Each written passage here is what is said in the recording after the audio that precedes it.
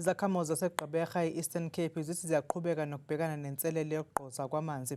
Kukhonjwa ngenjumbane yesomiso nenqalasizinda endala njengembangela yokungahlinzekwa kwezakhamuzi ngamanzi ngendlela efanele. Iyaqonga inselele yamanzi eGqeberha. Ezinye izakhamuzi zithi sekuphele isikhathi eside zingawatholi amanzi. Sine 4 months ngoFebruary because aqale ngoNovember phela. So ngokuthi na 4 months singasawafumana amanzi.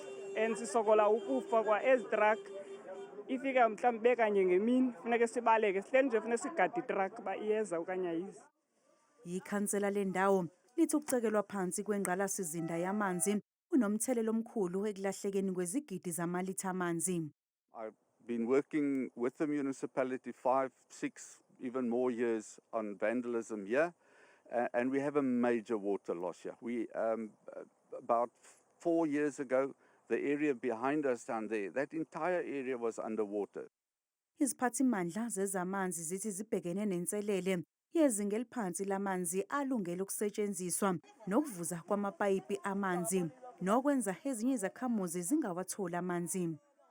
Currently, our combined dam level is sitting at 47%. And obviously there is debt storage as well, which we assume is plus or minus 5%.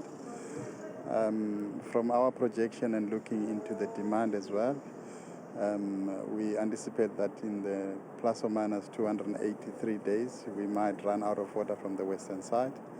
So yeah, it is something to worry about, and I think there's quite a number of interventions that we are preparing as part of trying to address this. Umasipala uthi amathimba awo aphezu komsebenzi okulungisa ingqalasizinda.